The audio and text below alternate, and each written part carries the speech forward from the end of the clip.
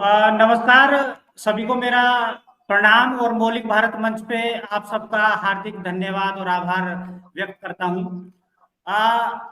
जैसा कि आपको पता है कि कहीं ना कहीं कांग्रेस ने आज का जो मुद्दा है वो लोकसभा चुनाव 2024 हम बात कर रहे हैं। क्या मोदी जी ने अयोध्या के राम पथ से कल राजपथ की तैयारी कर दी है और कहीं ना कहीं राम के बहाने 2024 का बिगुल जो है वो अयोध्या से बजा दिया है। और बात करें कांग्रेस की, तो कांग्रेस ने कहीं ना कहीं नागपुर से अपने स्थापना दिवस पर चुनावी जो बिगुल है वो बजा दिया है। हमारे साथ हैं विजेंद्र त्यागी जी, से हम पहले बात करेंगे, जो कि बीजेपी के प्रवक्ता हैं। विजेंद्र जी आपसे जानना चाहेंगे, क्या राम पथ से राजपथ की तैयारी बीजेपी ने कल अयोध्या से कर दी है? नमस्कार। सबसे पहले सबको मौलिक भारत न्यूज चैनल पर आप जो आज ये विषय रखा है, इसके लिए अभिषेक जी आपको बहुत बहुत धन्यवाद। जो हमारे जितने भी हमारे साथी आए हैं उनको भी नमस्कार जी। और सभी राम भक्तों को जय श्री राम। जैसे ये जो आपने कहा कि राम पथ से राजपथ की तैयारी हो रही है, मुझे लगता है कि ये हम सबका विषय होना ही नहीं चाहिए, क्योंकि राम तो हमारे आराध्य हैं। राम एक राजनीतिक मुद्दा नहीं है। भगवान श्री राम का मंदिर 500 वर्षों के बाद बन रहा है। वो एक कलंक था भारतवर्ष पर, तो वो हमारा राजनीतिक मुद्दा नहीं है। उसको राजनीतिक मुद्दा अगर कोई समझ रहा है तो वो तो हमारे आराध्य हैं। राम से राजनीति से कोई मतलब नहीं। रवि चौधरी जी और अनिल जी, आप ना हमारे अपना मोबाइल जो है ना सीधा ही कर लें, आपका जो है ना कुछ प्रॉब्लम है। ठीक है जी विजेंद्र जी। हमारी आस्था का भगवान राम हमारी आस्था का केंद्र बिंदु है। और वो 500 वर्ष पुराना जो कलंक था, जो औरंगजेब के समय का था, वो हमने केवल धोया है। और हम सब भारतवासी हैं, हम सब राम भक्त हैं, उनके कारण ये संभव हो पाया। तो इसको राजनीति से ना जोड़ा जाए। ये राम हमारी आस्था का केंद्र है। बस मेरा तो इतना निवेदन है। बाकी जो राजनीतिक विषय है, उन विषय पर, जिन भी विषय पर आप बात करेंगे उन पर हम लोग खुल के बात करेंगे, लेकिन राम हमारी आस्था का केंद्र है। और जो भी पूरे विश्व में हमारे राम भक्त हैं, ऐसा क्या जो कारण पूरे है विश्व में जी? हमारे राम भक्त हैं, ये सब उनकी आस्था के विजेंद्र कारण जी, ये संभव ऐसा हो क्या पाया। कारण है कि मोदी जी जो हैं वो भारत के किसी और शहर या राज्य इतना दौरा नहीं कर रहे? अयोध्या ये इनका चौथा दौरा था। और कल जो योजनाएं, जो सौगात दी गई है, वो जमीन पे है वो सौगातें नहीं है? बिल्कुल जमीन पर है। और जो भगवान श्री राम का मंदिर अयोध्या में बन रहा है, वो वास्तव में इतने दिनों बाद वो एक हमारा ऐतिहासिक फैसला भी है। और ऐतिहासिक कहीं ना कहीं पर्यटन स्थल भी बनने जा रहा है, क्योंकि विश्व के सब बड़े देशों के लोग वहां पर आएंगे। कहीं ना कहीं अयोध्या और यूपी वालों के लिए, अयोध्या वासियों के लिए ये गर्व की बात है कि भगवान श्री राम जो हमारे टेंट में रहते थे, रामलला जो टेंट में विराजमान थे, वो हम सब के लिए ऊपर कलंक था। उस कलंक को धोने का काम कहीं ना कहीं भारतीय जनता पार्टी की सरकार के द्वारा, सुप्रीम कोर्ट के आदेश के द्वारा ये हुआ है। तो वो सब हम सबके लिए गर्व की बात होनी चाहिए। लेकिन कहीं ना कहीं कोर्ट का जो आदेश राम मंदिर के लिए, कहीं ना कहीं जो कोर्ट के आदेश पर राम मंदिर बना, उसका क्रेडिट क्या बीजेपी ले गई है? हम ये सवाल हरिंदर ताऊ से बात करेंगे। हरिंदर ताऊ, क्या बीजेपी ने ही सारा क्रेडिट जो राम मंदिर का था वो ले लिया है? देखो भाई, हमारे जो साथी बैठे हुए हैं, मैं इनको समझा दूं कि जब 22 तारीख को प्राण प्रतिष्ठा होगी, इन्होंने उत्तर प्रदेश का नाम ले दिया। कम से कम भारत का लेते तो मैं चुप रहता। उस प्राण प्रतिष्ठा में जब गर्भगृह में उत्तर प्रदेश का मंदिर है और उत्तर प्रदेश का ही कोई आदमी उसमें होगा नहीं। जो योगी आदित्यनाथ है ये उत्तराखंड के हैं, नरेंद्र मोदी गुजरात के हैं जी, और जो राज्यपाल हैं वो उत्तराखंड की हैं, और जो आरएसएस के प्रमुख है वो नागपुर के हैं। तो उत्तर प्रदेश का है क्या वहां? ये सब झाड़ू लगाने जाएंगे क्या वहां? और किसकी औकात है जो राम को घर बना दे? कल की ही तस्वीर है। कल एक देश का राजा तुम राम पथ पे चल रहा है और उसके 200 किलोमीटर कानपुर में एक व्यक्ति ठंड से बचने के लिए एक शमशान घाट में चिता के पास गर्मी की अपने शरीर को बचा रहा है लेट करके। ये इस देश का हकीकत है। जो अरबों खरबों रुपए ये खर्च कर रहे हैं राम मंदिर में, उसकी देश के अंदर इंडस्ट्री लगती तो जो बच्चे अपने रोजगार मिल जाता। क्या कहना चाहेंगे हरिंदर ताऊ? मैं विजेंद्र जी, क्या जवाब है आपके पास? भगवान राम के नाम पर भी कुछ लोगों को राजनीति करनी है।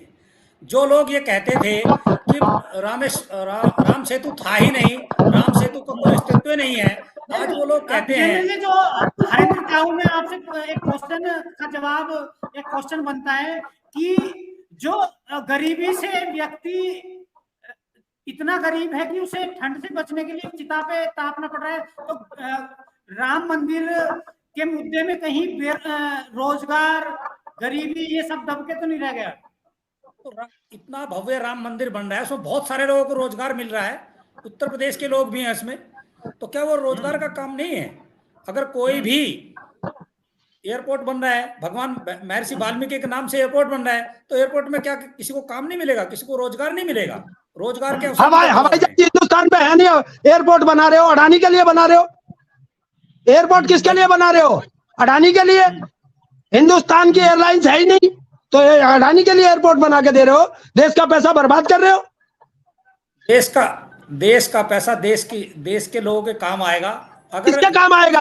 जो आदमी चिता के पास सो रहा है। अरे जितने सेल्फी पॉइंट बनाए हैं उनकी आज फोटो देख लो, ट्विटर पे ट्रेंड कर रही है कि उन सेल्फी पॉइंट में लोग बाग जाड़े से बचने के लिए सो रहे हैं। वो सेल्फी पॉइंट है, 5-5 लाख में बना दिया तुमने। पैसा बर्बाद कर रहे हो। 5 लाख में किसी को रोजगार दोगे? एक देश का बेवकूफ बना के रख दिया तुम लोगों ने। अरे आपने पत्रकार महोदय, आपने एक शब्द कहा, 1 मिनट रुकिए, एक मिनट रुकिए। कहाँ खुले हैं? कोई इंडस्ट्री बची है जो तुमने छोड़ी हो, अडानी को ना बेच दियो? कोई छोड़ी है? बता दे कौन सी इंडस्ट्री बची है। वाड्रा जी के बारे में कुछ नहीं बोलेंगे? वाड्रा जी के बारे में कुछ नहीं बोलेंगे? क्या वाड्रा तुम्हारा दामाद है? 10 साल से तुम्हारी सरकार है, पकड़ के जेल क्यों नहीं भेजते? वाड्रा कांग्रेस का दामाद कौन भेजेगा? बीजेपी का दामाद है, बीजेपी का दामाद है। अरे उसको उसमें आ गया मनी लॉन्ड्रिंग वाले में। तुम्हारे खट्टर ने क्लीन चिट क्यों दी वाड्रा को? जेल भेजो। अभी अरे हेमंत बिस्वा कौन है? अरे मोटी किताब निकाली थी इसी नरेंद्र मोदी ने, रमेश शाह ने, इतनी मोटी भ्रष्टाचार की। तुम्हारे यहाँ आके कौन से मंदिर पुजारी बनाया तुमने? कौन से मंदिर का पुजारी बनाया तुमने? सिर्फ ये एक माइक पे बैठ गए और जो जनता, क्योंकि तुमने सारे टीवी चैनल खरीद लिए, कुछ भी बोलते रहो। योगी आदित्यनाथ जी के उत्तर प्रदेश में रोजगार के, अरे उत्तर प्रदेश की तस्वीर बता रहा हूँ, उत्तर प्रदेश की तस्वीर बता रहा हूँ, जाके देखो। 500 अरे 500 कुछ दिन से बच्चे इको गार्डन लखनऊ में बैठे हैं। जेल जाएंगे 500 दिन से। कोई भी भ्रष्टाचारी नहीं बचेगा। बस भ्रष्टाचारी। सवाल करो, राम सिंह का जवाब देंगे, श्याम सिंह का। ये बीजेपी को समर्थन करते थे, जो भगवान श्री राम को गाली देते थे, वो तुम जैसे थे। जनेऊ पहनकर मंदिर भीख मांग रहे हैं। जो देश की आजादी की लड़ाई में तिरंगा जलाते थे, अंग्रेजों का साथ थे, वो तुम जैसे आरएसएस के पिट्ठू थे। ये है भगवान। एक मिनट। हाँ, बिल्कुल बदलता भारत है, जहाँ बेटियां, जिनके साथ बेटियों का शोषण करते वाला बैठा हो संसद में, किसानों का हत्यारा सब बैठा हो संसद में, वे लोग तुम्हारे साथ हैं। हरिंदर ताऊ, एक सवाल मेरा सूरज प्रकाश जी से है। सूरज प्रकाश जी, आप राजनीति का भरपूर ज्ञान रखते हैं, तो क्या कहेंगे? आप भी डिबेट सुन रहे हैं कि जो अयोध्या से तैयारियां की जा रही हैं वो 2024 की तैयारियां हैं या वो मंदिर की तैयारियां हैं? ये हम आपसे जानना चाहेंगे। जी सूरज जी।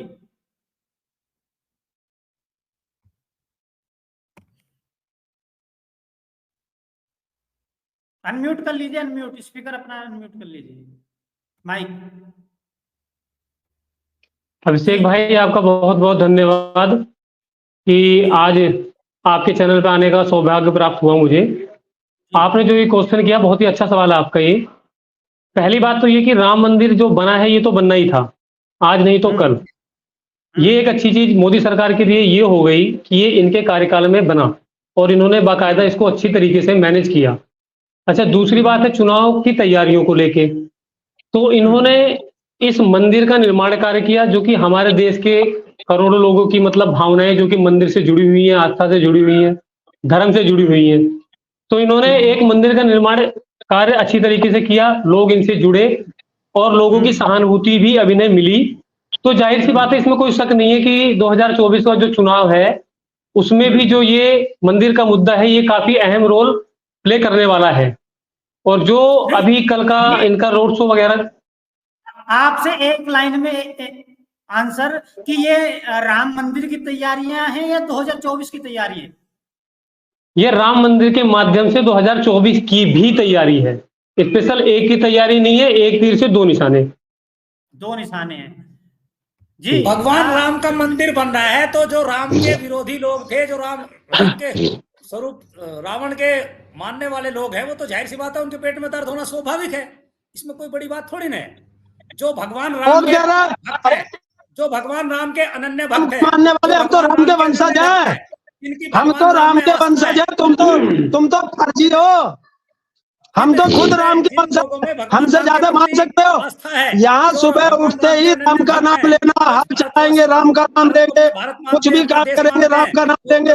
तुम तो मुंह में राम बगल में छुरी रखते हो। मानते हैं उन सब के लिए ये सौभाग्य की बात है। और जो रावण के मानने वाले लोग हैं उनके पेट में दर्द होना स्वाभाविक है, इसमें कोई अतिशयोक्ति नहीं है। बिल्कुल बिल्कुल। तुम्हारा गृह मंत्री कह रहा था कि जब रावण को मूर्छा आई, भारत का गृह मंत्री, हमारा गृह मंत्री हमारा नहीं हो सकता, हमारा गृह मंत्री बदतमीज बेवकूफ नहीं हो सकता। प्रधानमंत्री पूरे देश के प्रधानमंत्री है और भारत के हमारा नहीं है, हमारा होगा। हम नहीं मानते। जो हमारे किसानों, अगर भारत के रहने वाले हैं तो जब अरे सुनो, जब बात सुन लीजिए पूरी। भारतवर्ष के तो भारतवर्ष का गृह मंत्री हुआ ना। पहले इसे बोलने दो फिर मैं बोलूंगा। भारतवर्ष के गृह मंत्री है ना और प्रधानमंत्री पूरे भारतवर्ष के। जब हम देखिए, पहले इसको बोलने दो, मैं तब बोलूंगा। बीच में ना बोलता ना बीच में सुनता किसी की। ठीक है विजेंद्र जी सुन लीजिए फिर आप। बिल्कुल सुने।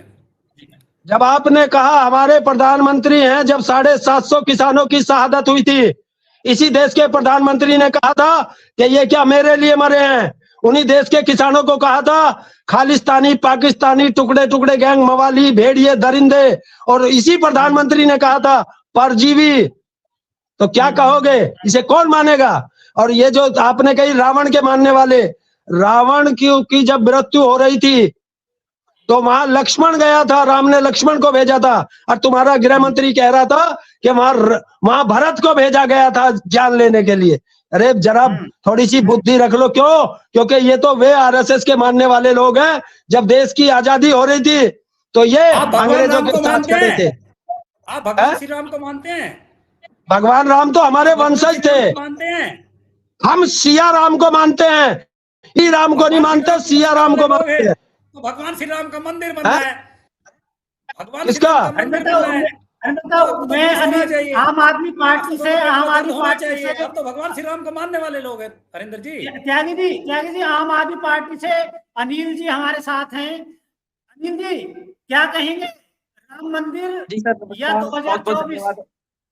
बहुत बहुत धन्यवाद आपका सर। अभी मेरे जो बड़े भाई वीरेंद्र त्यागी जी बता रहे थे कि भाई इन्होंने ये किया सब। सर सबसे पहले मैं आपको बताना चाहूंगा कि राम मंदिर तो सुप्रीम कोर्ट की देन है, लेकिन इस चीज को भुना रहे हैं। दूसरी बात, जिन्होंने रथ यात्रा निकाली थी, जो हमारे अडवाणी जी, मुन्नी मनोहर जोशी कहाँ है आज की डेट में, इन्होंने सबको साइड किनारे कर दिया है। और आप देख सकते हैं कोरोना के समय, और जो इन्होंने अभी श्री राम ट्रस्ट जो बनाया था उसमें अरबों खरबों लाखों करोड़ों रुपए आए, वो कहाँ है? कोई हिसाब देने वाली। चंपत राय जी जो है वो डायरेक्ट बोल रहे हैं कि मैं कहना चाहता हूं कि भाई अडवाणी जी को निमंत्रण भी दे रहे हैं एक तरफ और कह रहे हैं कि आप आए ना। तो ये क्या है? ये केवल एक मोदी को ब्रांड बना रहे हैं ये लोग। ये चीज दिखा रहे हैं कि हम 2014 के बाद ही आजाद हुए, 2014 से ही हमने सब कुछ सीखा है। और एक इन्होंने अभी हाल ही में कल परसों इन्होंने एक पोस्टर जारी किया था पश्चिम बंगाल की ट्विटर हैंडल से। उसमें क्या था कि जो भगवान राम थे वो छोटे बच्चे के रूप में दिखा रखे हैं और मोदी बड़े उसमें। क्या मैं इनसे पूछना चाहता हूं बड़े भाई से, क्या मोदी जी राम को लेकर आए हैं या राम जी हम सबको लेकर आए हैं? पहली बात तो इन्होंने इस तरीके से प्रोपागेंडा चला रखा है कि बस ध्रुवीकरण कर रहे हैं ये लोग, इनके पास में कोई एजेंडा नहीं है, केवल ये राम के नाम पे रोटियां सेक रहे हैं। ना तो ये रोजगार पे बात करते हैं, ना शिक्षा पे बात करते हैं, ना बच्चों के भविष्य पे। 5 साल में यूपी में भर्ती अब निकली है कल परसों, उसमें बच्चों को छूट नहीं दे रखी है, लेकिन क्या करें, केवल ये लोग ये करते हैं। मैं बड़े भाई से पूछना चाहता हूं कि जिन्होंने रथ यात्रा निकाली थी, आडवाणी जी, मुरली मनोहर जोशी, कहां है आज की डेट में वो, जो जिन्होंने राम के लिए इतना संघर्ष किया?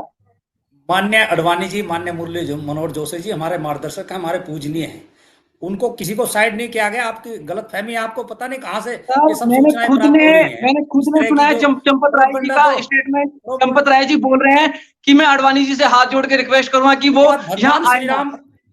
मोदी जी भाई भगवान श्री राम को तो हम भी मानते, भगवान श्री राम तो हमारे वंशज है, हम भगवान श्री राम के भक्त हैं। नहीं, आप गलत कर रहे हैं, ये चीज को आप ध्रुवीकरण कर रहे हैं लोगों का, ये बहुत चीज गलत है। जो चीज आप बुनाना चाह रहे हैं, पूरा देश देख रहा है, पूरा देश जान रहा है। कोई हो ही नहीं सकते। माननीय मोदी जी भी भगवान श्री राम के भक्त हैं, माननीय नहीं, आप लोगों का मेरे पास में फोटो है, बाकायदा प्रूफ सफेद में बोल रहा हूँ, आपके ट्वीट अंडर से डला था जिसमें भगवान राम को छोटा दिखाया गया है और मोदी जी को बड़ा दिखाया गया है, जिसमें उंगली पकड़ के जा रहे हैं। बताओ ये कहाँ का वो है? मतलब आप बड़े हैं, भगवान श्री राम के कारण ही हम सब लोग हैं। भगवान श्री राम ने तो हम सबको लेके आए हैं, राम ने तो हम सबको बनाया है, राम की सृष्टि है, राम से तो हम चले हुए हैं। लेकिन आप लोग पता नहीं किस तरीके का तांडव कर रहे हैं, रेलवे को सब कुछ आप लोगों ने बेच दिया है। भगवान श्री राम 500 वर्षों से रामलला हमारे टेंट में थे, हमारे भगवान श्री राम रामलला टेंट में थे। तो उस विषय को जो आप सब लोग कहते थे कि राम है ही नहीं, राम का कोई अस्तित्व नहीं है, सुप्रीम कोर्ट का फैसला है जिसको आप लोग बुना रहे हैं। और सिर्फ सुनिए, इसको रोक, सुप्रीम कोर्ट में जाकर एक मिनट सुनिए, सुनिए एक मिनट सुनिए, राम सेतु बना ही नहीं, राम सेतु का अस्तित्व नहीं है। त्यागी जी सुनिए एक सेकंड। जिस तरीके का सीधा सवाल कर रहा हूं, जवाब सीधा दे देना, घुमाना मत।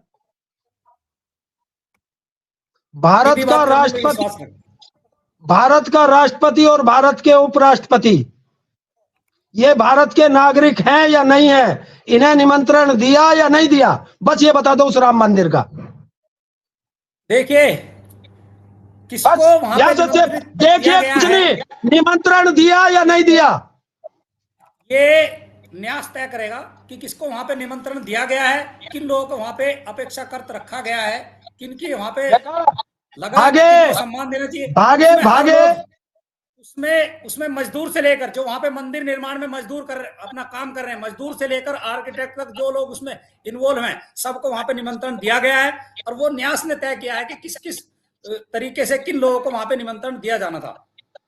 देखा, ये होता है, नहीं है, ये होता है भागना। नहीं है ये क्यों, और किसका विषय है? तो क्यों बहस कर रहे हो जो तुम्हारा विषय नहीं है? नरेंद्र मोदी का विषय नहीं है, क्यों इसको निमंत्रण देना? एक सवाल मेरा ये है कि राम सबके हैं, लेकिन बुलाने वाले बीजेपी के लोग हैं, क्या जिसको ये बुलाएंगे उसी को आना पड़ेगा? बाकी के लिए मना कर दिया गया कि अपने घर श्री राम का मंदिर बना हुआ है, दिवाली मनाएं। भगवान श्री राम का मंदिर बना हुआ है, दीपावली मन रही है 22 जनवरी को, हिंदुस्तान नहीं पूरे विदेश से लोग आ रहे हैं, तो किसी को वहां पे आवश्यक नहीं है कि हम सब लोग बुलाए। भगवान श्री राम के मंदिर सबके लिए खुला रहता है, आप सब लोग जा सकते हैं। गधे घोड़े सब जाएंगे, गधे घोड़े सब जाएंगे, लेकिन हिंदुस्तान का एसटी ओबीसी ये भाषा की मर्यादा ही नहीं है। मंदिर सिया राम का है, मंदिर सिया राम का है, उन्हीं को नहीं बुला रहे हैं, उन्हीं को निमंत्रण नहीं दे रहे हैं। बताओ, ये अच्छी बात है। संसद भवन बनी थी, इन लोगों ने एक बार भी राष्ट्रपति को कहा? बताओ, भगवान राम के घर में ये कह रहे हैं कि 5 लोग जाएंगे, कहां से जाएंगे भाई? सारे के सारे बाहर के, उत्तर प्रदेश का तो कोई है नहीं। हरिंदर भाई की ताऊ की बात से मैं सहमत रखता हूँ। श्री राम के अनन्य भक्त जाएंगे, 5 लोग जाएंगे, तो बाकी गधे घोड़े क्यों विदेशों से बुलाए? अपने देश के प्रथम नागरिक को नहीं बुलाना? अपने देश के हमारी सेकंड साहिबा है, उनका ये लोग बराबर कर रहे हैं, उनके पद की गरिमा को बिल्कुल तार तार रख रहे हैं। इन्होंने अभी तक राष्ट्रपति का कोई सम्मान नहीं किया है किसी भी चीज में। आप संसद भवन से देख लीजिए, राम मंदिर में देख लीजिए, केवल अपनी रोटियां सेक रहे हैं और हिंदू मुस्लिम की राजनीति का ध्रुवीकरण कर रहे हैं। केवल ये दिखाना चाह रहे हैं कि 22 तारीख के बाद ही जो कुछ होना है, उससे पहले कुछ नहीं था। मैं कह रहा हूँ कि 2014 के बाद ही हम लोग आजाद हुए, उससे पहले ना तो हम कपड़े पहनते थे, कुछ नहीं जानते थे। जो कुछ है बस इन्होंने सिखाया। परिकल्पना क्या होती है? राम राज्य की परिकल्पना? राम राज्य का मतलब ये नहीं होता कि हमारी बहन बेटियां रोड पे पड़ी रहे।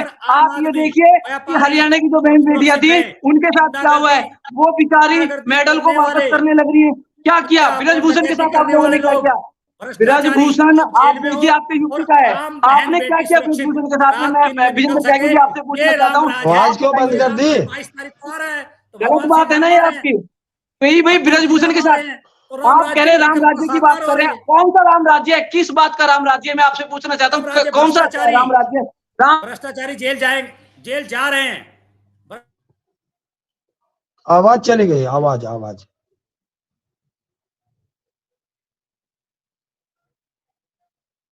मैं एक सवाल रवि चौधरी जी ये क्यों बढ़ा रखे भाई? इनको भी बुलवाओ।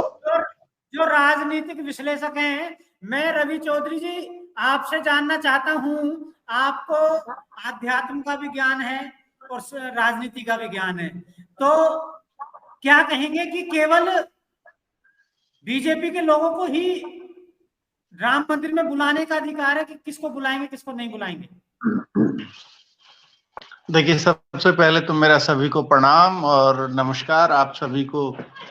क्योंकि राम मंदिर पर अभी चर्चा हो रही है तो सभी को सियावर रामचंद्र जो हैं वो आराध्य हैं, तो सबको सिया राम, जय जय सिया राम। क्योंकि जय श्री राम में एक क्रोधित आक्रोश निकल करके बाहर आता है और हमने पूर्वजों से सुना है सियावर रामचंद्र, तो हम जय सिया राम इसलिए कहेंगे। और आक्रोश हमारी भाषा में बिल्कुल नहीं है। ये भारत है जो युद्ध से बुद्ध की ओर भी गया है। और जहां तक प्रश्न है कि राम मंदिर, रामलला तो बहुत लंबे समय से टेंट में रहे, विराजित रहे, तो हमारे दिवंगत पूर्व प्रधानमंत्री राजीव गांधी जी, आप सभी को स्मरण होगा कि राजीव गांधी जी ने वो ताला खुलवाया और राम मंदिर की पूजा की पुनः स्थापना व्यवस्थाएं जो कराई उसका आरंभ किया। अलग अलग लोगों के अलग अलग परिप्रेक्ष्य में अलग अलग इस लड़ाई में अपने अपने योगदान रहे हैं। बीजेपी के कुछ लोग ऐसे रहे हैं जैसे आदरणीय मुरली मनोहर जोशी जी, आदरणीय आडवाणी जी, यद्यपि वर्तमान समय में उनका जो सम्मान होना चाहिए था वह सम्मान राजयोग के साथ राजयोग इसमें रितम्बरा जी भी हैं, इसमें उमा भारती जी भी हैं, तो क्या मुरली मनोहर जोशी, आडवाणी जी, उनको निमंत्रण देना चाहिए था या नहीं देना चाहिए था, जिन्होंने इस चीज के लिए संघर्ष किया था? बिल्कुल, प्रत्येक व्यक्ति को यहाँ निमंत्रण ही नहीं देना चाहिए बल्कि आदर के भाव से उनको बुलाना चाहिए। और इस देश के प्रत्येक व्यक्ति को मैं अभी त्यागी जी से पूछूंगा और आपसे पूछना, क्या उनको बुलाने से ऐसा तो नहीं था कि कैमरे का जो मुंह है वो उमा भारती, रितम्बरा की तरफ या आडवाणी की तरफ चला जाता, मोदी जी के हट जाता, इसलिए उनको नहीं बुलाया? क्योंकि पूरा कैमरा मोदी जी के ऊपर ही होना चाहिए। हाँ, वर्तमान की जो राजनीति हो रही है वो राजनीति वर्तमान में जो पूर्णतः परिपक्वता जो राजनीति में एक दिखाई देनी चाहिए, उस राजनीति में परिपक्वता का अभाव दिख रहा है। और राजनीति में पूर्णतः प्रभाव दिख रहा है। प्रभाव, कैमरे का प्रभाव होना चाहिए, पूरी मीडिया का प्रभाव होना चाहिए। और दुर्भाग्य से मीडिया का, जो मैंने पहले भी एक बार आपके चैनल पर कहा था कि मीडिया का जो वास्तव में अपना एक निष्ठा से काम होता है वो निष्ठा से देख ही नहीं रहा है। तो मीडिया भी इसमें उतनी ही दोषी है जितनी कि वर्तमान में कुछ प्रभाव में आकर के सरकार जो कार्य कर रही है वह भी। और सरकार का कार्य है, यदि उसमें कुछ दोष हैं तो प्रत्येक व्यक्ति को अधिकार है उस पर प्रश्न चिन्ह उठाने का, प्रश्न चिन्ह लगाने का। लेकिन शुभ घड़ी है, इस शुभ घड़ी में हमें और शुभ की तरफ देखना चाहिए और परमात्मा से प्रार्थना भी करनी चाहिए कि जो भी किसी भी तरह का गलत कार्य कोई व्यक्ति कर रहा है वह सद्बुद्धि परमात्मा दे। कहीं ना कहीं जो चल रहा है वो गलत चल रहा है। देखिए, गलत और सही राजनीति के तो ये दो पहलू होते ही हैं, पहले से होते आए हैं। कोई भी व्यक्ति 100% संपूर्ण हो ही नहीं सकता। जिस राम राज्य की परिकल्पना हम कर रहे हैं, उस राम राज्य में भी लोग न जाने कितने प्रश्न चिन्ह आज उठाते हैं, और यही भारतीय दर्शन की, यही सनातन दर्शन की खूबसूरती है, सौंदर्य है कि लोगों का वर्तुल, मानसिक वर्तुल इतना खुला हुआ है कि वह उस पर भी प्रश्न चिन्ह उठा सकने की क्षमताएं रखते हों। तो गलत और सही पर तो प्रश्न चिन्ह उठाने की हमारी जो क्षमताएं हैं, ये हमें भारतीय और वैदिक सनातन दर्शन ने ही दी हैं। ठीक है, ठीक है। मैं विजेंद्र त्यागी जी से सवाल करूंगा। विजेंद्र त्यागी जी, जो अभी मैंने बोला, कहीं कैमरा मोदी जी के चेहरे से हट ना जाए, इस वजह से उमा भारती, ऋतंबरा, मुरली मनोहर जोशी, आडवाणी और भी ऐसे बहुत लोग थे, कार सेवक थे, जो कहीं ना कहीं इस मंदिर की नींव में दब गए हैं, और कैमरा उनकी तरफ ना चला जाए तो उन नींव की ईंटों को ऊपर नहीं दिखाया गया है। विजेंद्र त्यागी जी, इस बारे में ईमानदारी मैं आपकी जानकारी, एक बार मैं आपकी जानकारी दुरुस्त कर दूं अभिषेक जी। जो आपने विषय रखा है कि जो कार सेवक थे, बहुत सारे परिवार हैं, कार सेवकों के परिवारों को भी इसमें निमंत्रण किया गया है। और हर जो, लेकिन जो कार सेवकों के नेता थे वो कहाँ गए? जिसमें रही बात आपके कैमरे की, मीडिया का, मोदी जी आज देश के नहीं विश्व के नेता है, सर्वमान्य नेता है, ये बात आपने देख ली होगी, ठीक है, हम सब लोग भी जानते हैं। तो कहीं ना कहीं जब डिसीजन लिए जाते हैं, उसमें सब लोगों को हो सकता है किस दृष्टि से उन्होंने किस किस को आमंत्रित किया है, वो एक अलग विषय हो गया, लेकिन सबके सम्मान का, सबके त्याग का, सबकी भावनाओं का विशेष ध्यान रखा गया। और मोदी जी हमारे सबके सर्वमान्य नेता हैं, विश्व के सर्वमान्य नेता हैं। अगर वो आ रहे हैं, मीडिया उनको दिखा रही है, हमारे और नेता भी वहां पे आमंत्रित किए गए हैं, ऐसा नहीं है, लेकिन आपकी जानकारी में नहीं है, आप उन विषयों को उठा रहे हैं। तो ऐसा कोई विषय नहीं है कि भाई केवल मोदी जी को फोकस करने के लिए, मोदी जी को आवश्यकता नहीं है। आज पूरा विश्व जानता है कि मोदी जी सर्वमान्य नेता है।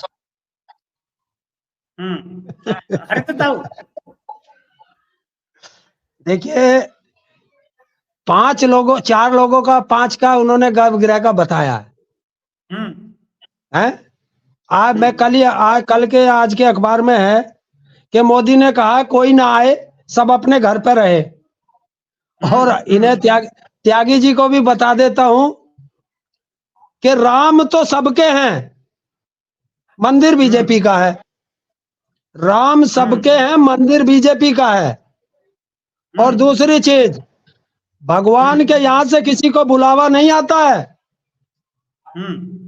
और जिसके यहां से भगवान का बुलावा आ जाता है, वो फिर सृष्टि पे रहता नहीं है। इसलिए वो बुलावा बीजेपी को मुबारक। विजेंद्र जी, भगवान श्री राम के मंदिर का उद्घाटन 22 जनवरी को हो रहा है, लेकिन मंदिर सबके लिए है। अब इसमें आप लोग अगर कोई नहीं है तो बीजेपी वाले, जब देश के, देखिए त्यागी जी, जब देश के प्रथम नागरिक और सेकंड नागरिक के लिए मंदिर नहीं है, तो फिर ये मंदिर बीजेपी और आरएसएस का है। आप अपने दिल पर हाथ रख के बताइए कि प्रधानमंत्री और राष्ट्रपति को क्यों नहीं बुलाया गया। बस अपने दिल पे हाथ रख लो, मुस्कुराओ मत ना, क्योंकि मैं जानता हूं SC ST OBC से नफरत करने वाले लोग। ये आपकी गलतफहमी है। दिल पे हाथ रखो। पार्टी सबका साथ, सबका विकास, सबका विश्वास, देश के सबसे बड़े पद पर जो आसीन है आज SC ST समाज से ही है। तो आप कह रहे हो कि मैं पद पे नहीं कह रहा। भगवान देखिए, वाल्मीकि के नाम से एयरपोर्ट बन रहा है अयोध्या का, भगवान महर्षि वाल्मीकि के नाम से।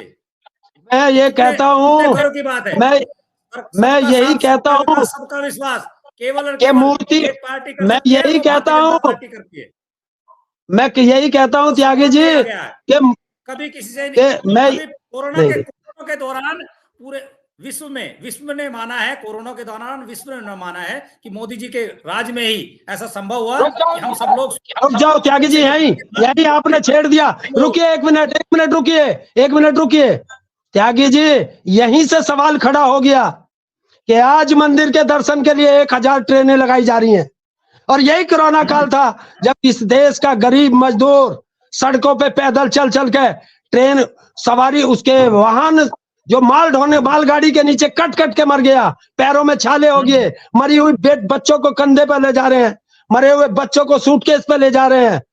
तब ये ट्रेनें कहाँ थी? यही है धोरा चरित्र इस बीजेपी प्रारक्षस का। विजेंद्र जी इंडिया गठबंधन की बात करें तो इंडिया गठबंधन में ऐसा आंकड़े लगाए जा रहे हैं कि मायावती भी एंट्री ले सकती है, तो कहीं ना कहीं अगर मायावती का हाथ ही आ गया तो कहीं ना कहीं कमल को ठिकाने ना लगा दे, ऐसे जो है विचार जो इंडिया गठबंधन है उसकी तरफ से दिए जा रहे हैं। ऐसे सपने पहले भी देखे गए हैं। एक अकेला व्यक्ति विश्व का सर्वमान्य नेता माननीय मोदी जी के नेतृत्व में 38 दल है, एक अकेला बता दें। 38 दल है, एक अकेला बता दें। भारतीय जनता पार्टी उनका जूते मारो, उनका जूते मार भगाओ दे जो 38 दल ले रखे, मारो जूते। मोदी जी के नेतृत्व में चुनाव लड़ा जाएगा और हम 38 दल का क्या करोगे? पार्टी की पूर्ण बहुमत में सरकार आएगी और अब की बार हम 400 सीट पार करने जा रहे हैं। अनिल जी हाँ, अनिल जी अगर आज आपके चैनल के माध्यम से मैं बताना चाहता हूँ, अगर मायावती जी इंडिया गठबंधन के साथ आ रही हैं तो मैं अपने बड़े भाई को बताना चाहता हूँ कि जो जमीन पे जो ख्वाब देख रहे हैं ना इस बार प्रधानमंत्री हैट्रिक लगाने का, वो बिल्कुल धरातल पे निराधार हो जाएगा, क्योंकि मायावती के पास में आप देख सकते हैं हर चुनाव में 9 से 10% उनका वोट बैंक होता है, वो कहीं नहीं डगमगाता है, वो हर बार। मायावती आप देख लेना अंतिम समय पे जैसी आचार संहिता लगेगी वो इंडिया गठबंधन में तो ऐसा ऐसे आंकड़े लगाए जा रहे हैं कि कहीं ना कहीं कमल के फूल को ठिकाने लगा देगी मोदी, ये आपका मायावती जी। देखो जो आज का माहौल है उसको देखते हुए ऐसा तो लगता नहीं है।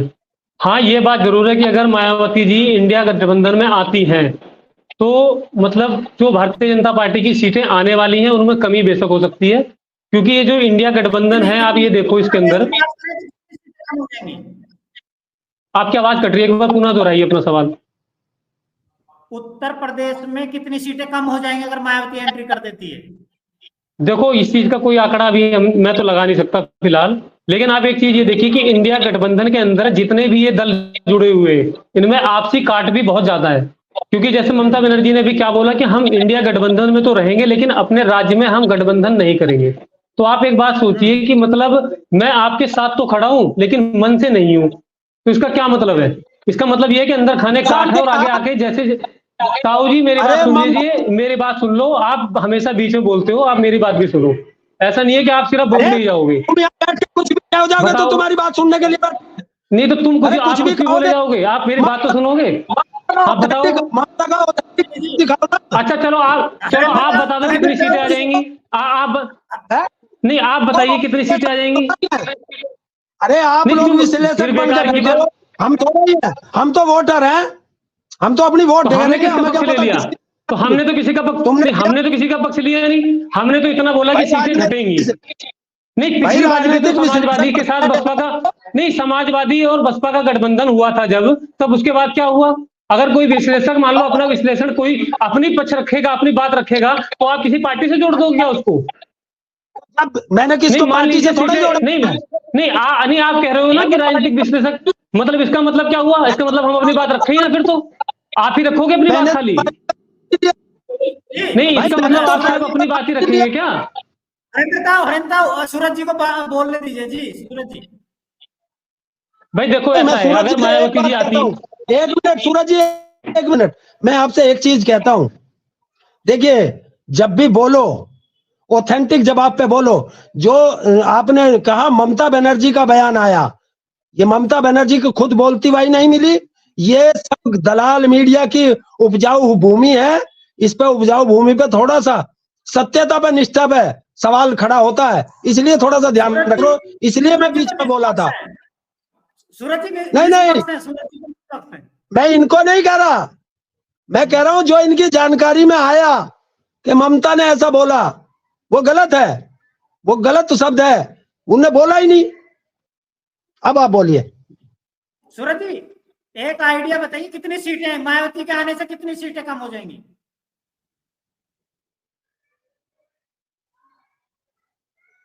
इंडिया गठबंधन में, तो अब इंडिया गठबंधन में आप ये देखिए कि कांग्रेस, हेलो आवाज आ रही है?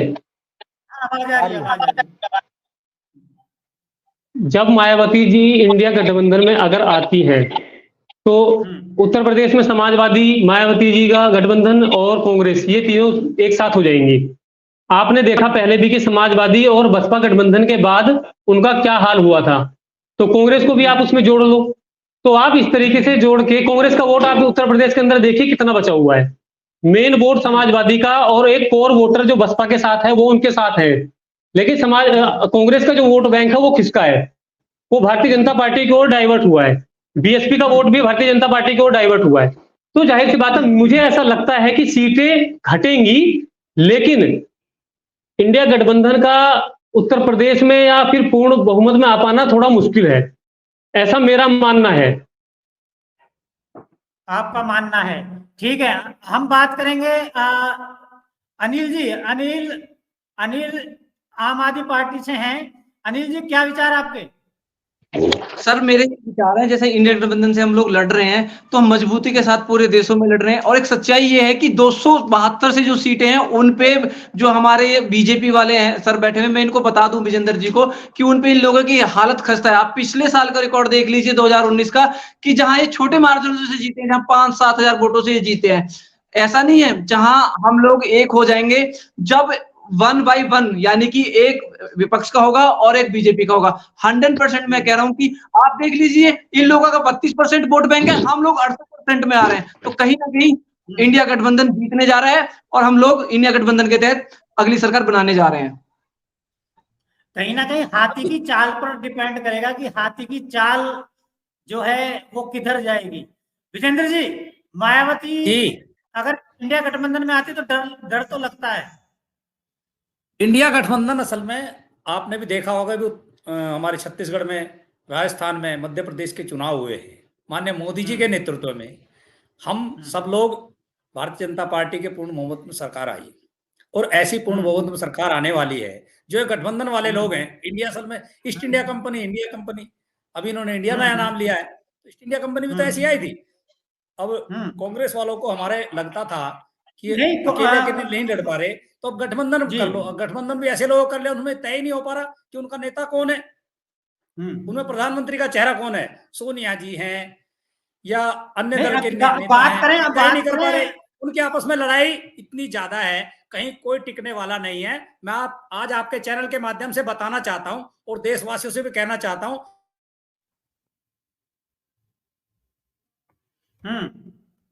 आपकी आवाज चली गई है। हरेंद्र ताऊ,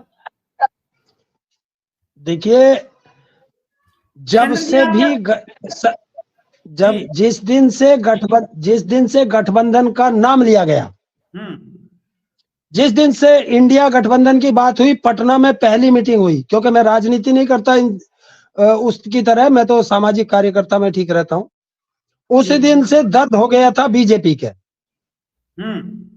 और आज लिख लो, जब से मायावती का नाम ले दिया, शायद रात को बीजेपी के बड़े नेता, त्यागी जी तो बहुत छोटे हैं, खैर बड़े नेता रात को नींद की गोली खा के सो रहे होंगे।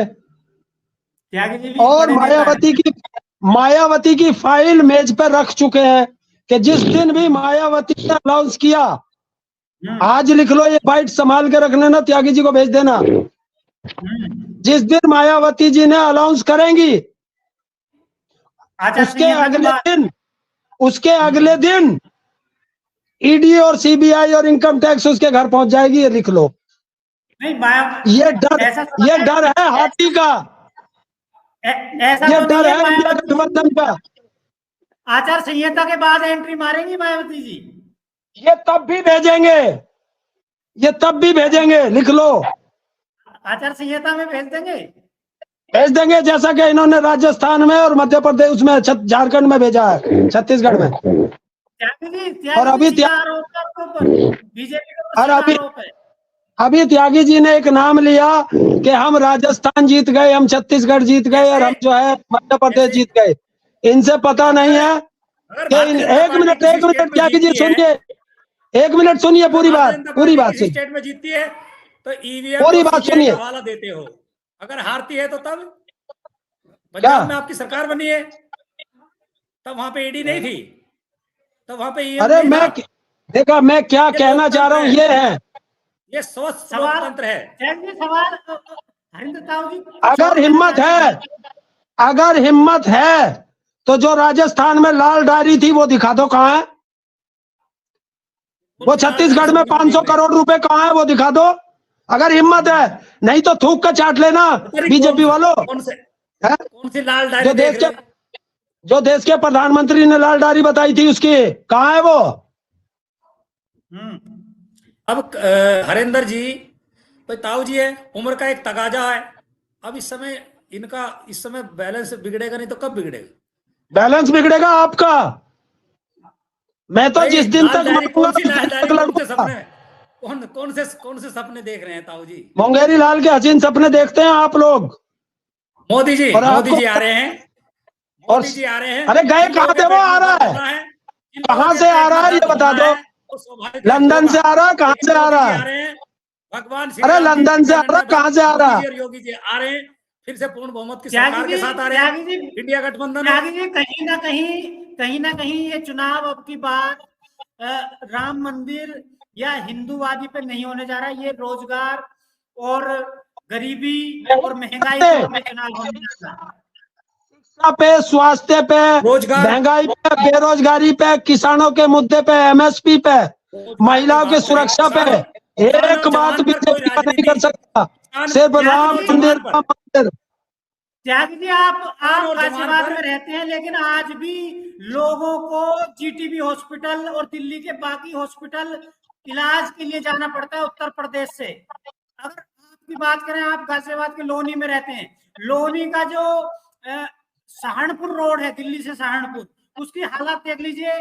बीजेपी का एमएलए, बीजेपी का सांसद और इससे पहले भी बीजेपी का सांसद जो राजनाथ जी थे, लेकिन उस रोड का कोई विकास या लोनी का विकास ही नहीं कर पाया कोई।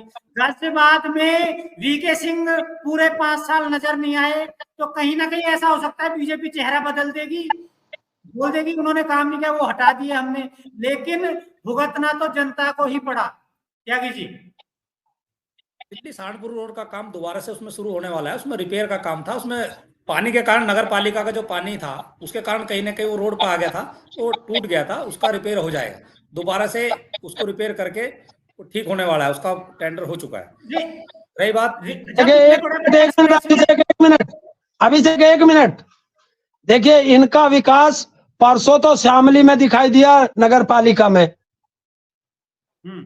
वहां सभासदों में जूता बाज गया, और कल मेरठ में दिखाई दिया कि इनके मंत्री भी सभासदों को पीट रहे हैं। तो ये विकास है, बाकी कोई विकास नहीं। त्यागी जी,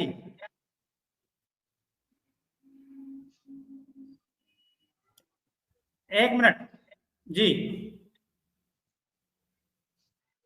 नहीं आवाज नहीं है। त्यागी जी आवाज नहीं आ रही, आप क्या म्यूट करिए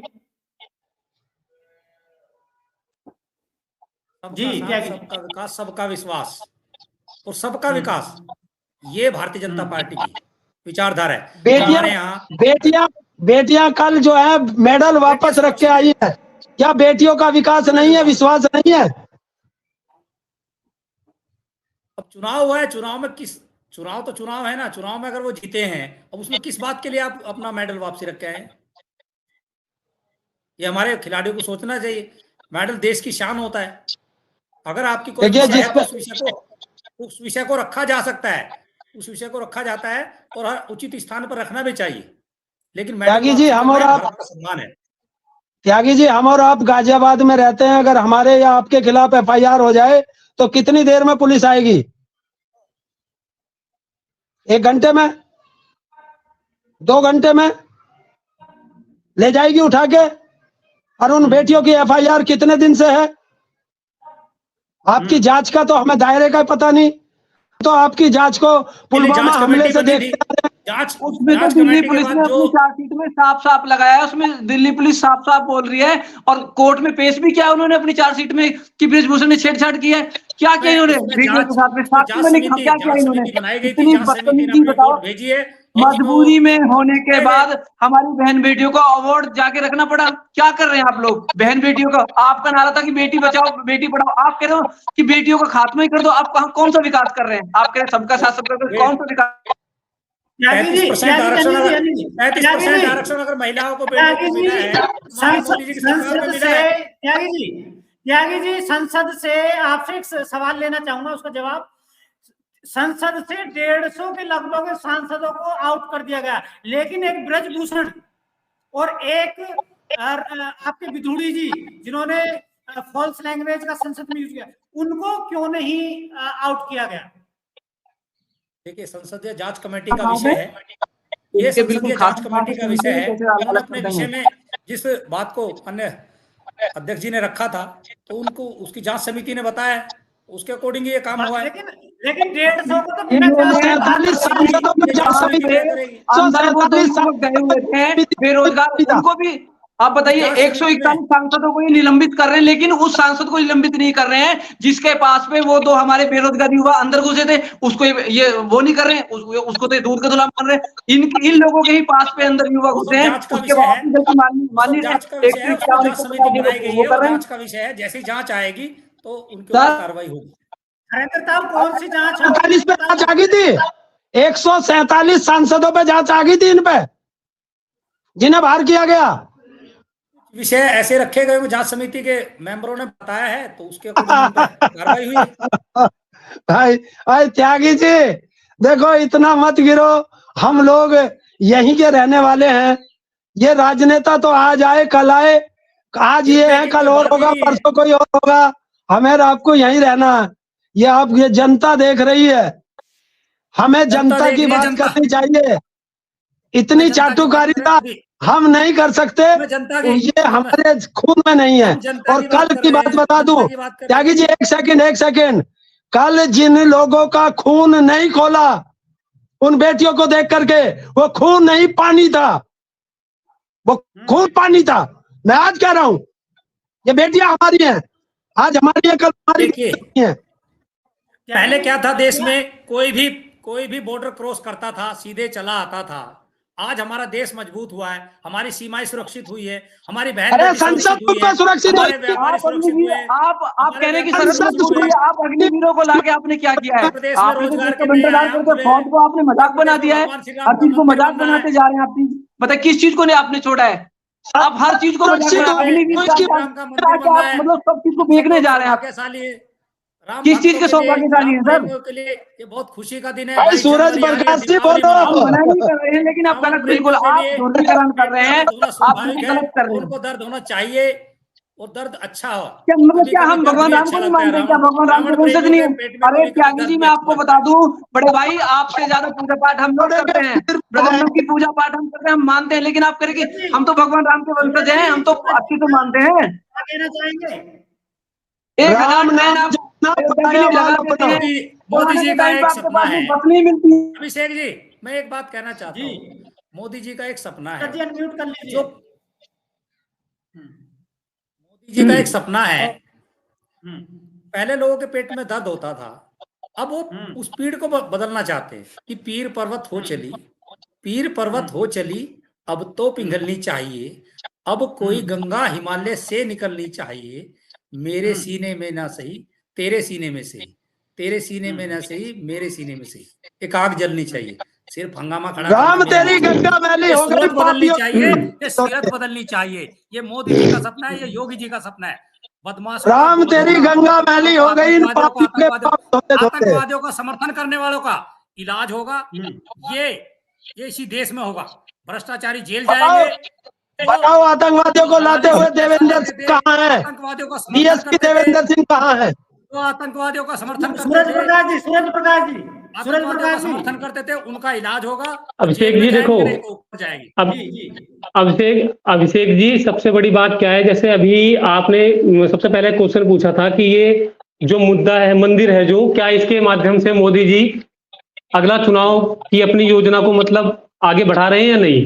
अब आप एक चीज देखिए कि मोदी जी का एक माइंडसेट देखिए कि बीजेपी का एक मतलब आप चाहे उसकी रणनीति समझिए या कुछ भी समझिए कि वो इस तरीके से कार्य को करते हैं कि उनसे ज्यादा प्रचार उनका विपक्ष करता है उनका। ये उनका एक जीतने का सबसे बड़ा एक रोल प्ले करता है उनका। अब आप एक बात देखिए कि इस डिबेट के अंदर सबसे ज्यादा चर्चा हुई मोदी जी की।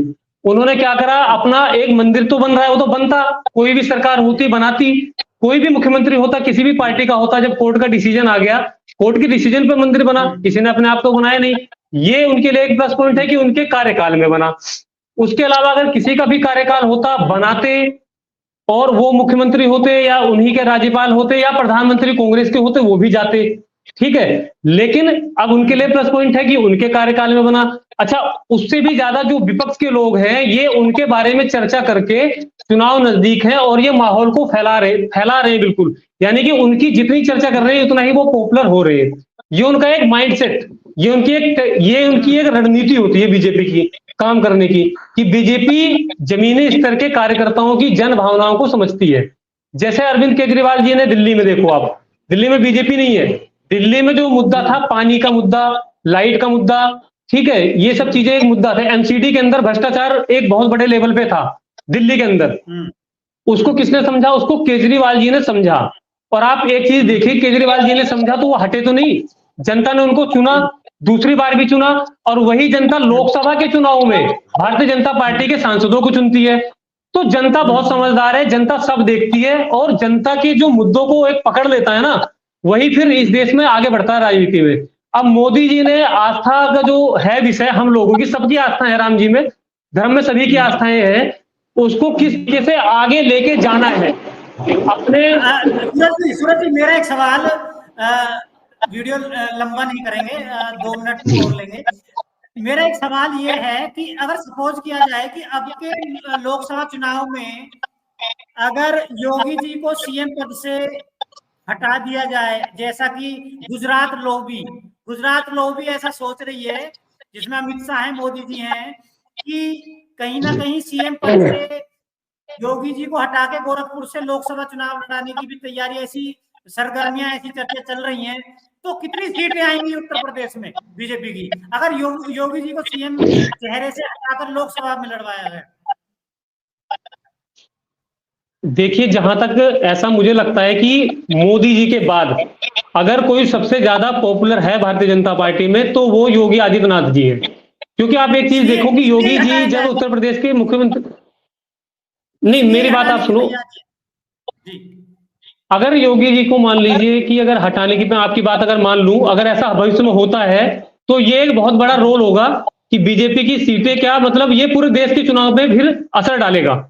क्योंकि ये योगी जी जो है बहुत ज्यादा पॉपुलर है। आप देखिए, असम से लेके मध्य प्रदेश और अब राजस्थान, हर जगह योगी जी की जो एक टेक्नोलॉजी है, जो एक उनका मतलब एक काम करने का तरीका है पब्लिक के बीच में, वो हर जगह फॉलो किया जा रहा है।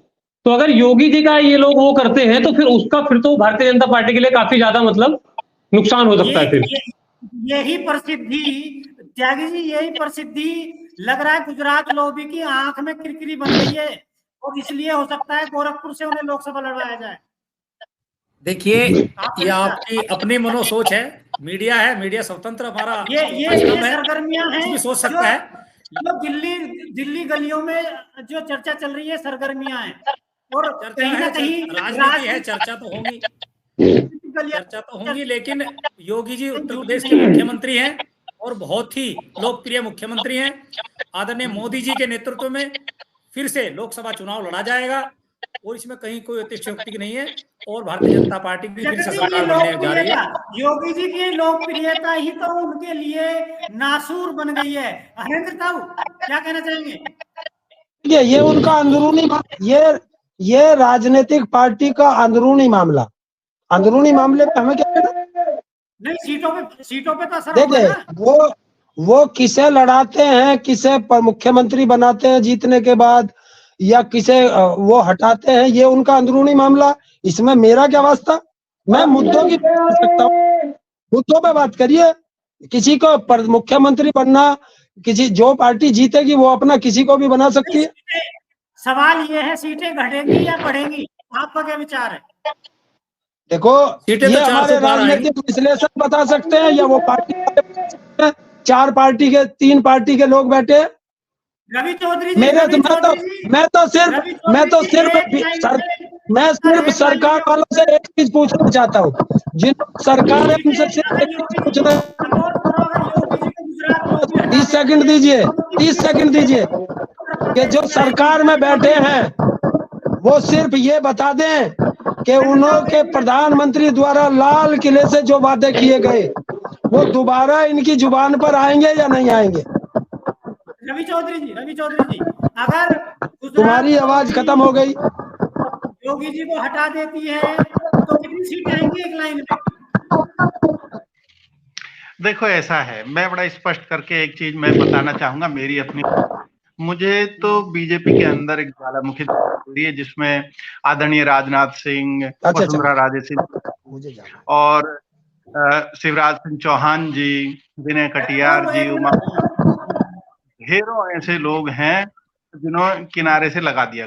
और शिवराज सिंह चौहान जैसे जो 5 बार लगातार मुख्यमंत्री रहे, उन्हें किनारे से लगा करके अगला नंबर योगी जी को है। और योगी जी को ये संदेश भी है कि ये जो ऊपर वाली लॉबी है जिसको जब चाहे जैसे चाहे किनारे कर सकती है। नितिन गडकरी जी एक ऐसे बहुचर्चित नाम है जिनका देश में बड़ी अधिक लोकप्रियता बढ़ती जा रही है क्योंकि उनकी सड़कें और उनका निर्माण और उनके निर्माण का समय अवधि, काल अवधि जो है वो बेहद सूक्ष्म समय के अनुसार होती है। तो उनकी जो लोकप्रियता है धीरे धीरे लगातार ये देखा जा रहा है कि ऐसे बड़े नेताओं को, कद्दावर नेताओं सीटें कम होंगी, सीटों पर असर आएगा। अगला नंबर कहीं ना कहीं योगी जी का हो सकता है। ये संदेश सीधा सीधा योगी जी का है और मुझे उम्मीद ऐसी है कि योगी जी उनसे भरपूर टकराव लेंगे। और ये ज्वालामुखी मुझे लग रहा है कि ज्वालामुखी जब फूट तो बीजेपी का विध्वंस लेकर के आएगी। ठीक है रवि चौधरी जी, आपका बहुत बहुत धन्यवाद और सभी मेहमान जो हैं उनका बहुत बहुत धन्यवाद, क्योंकि बहुत अच्छा जो है प्लेटफॉर्म पे डिबेट रही। बाकी चुनावी ऊंट है, किस करवट बैठेगा ये आने वाले समय में पता चलेगा। आप सबका बहुत बहुत धन्यवाद।